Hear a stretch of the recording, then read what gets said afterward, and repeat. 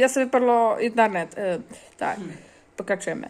Špatný příznaky. Vidí se lidi.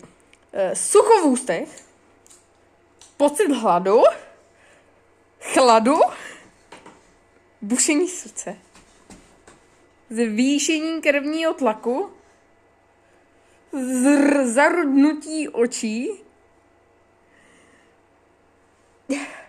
Zmatenost. A může se objevit i nevolnost a zvracení. Takže tak ne. Uživatelé se zhoršuje paměť a zpomalují reakce.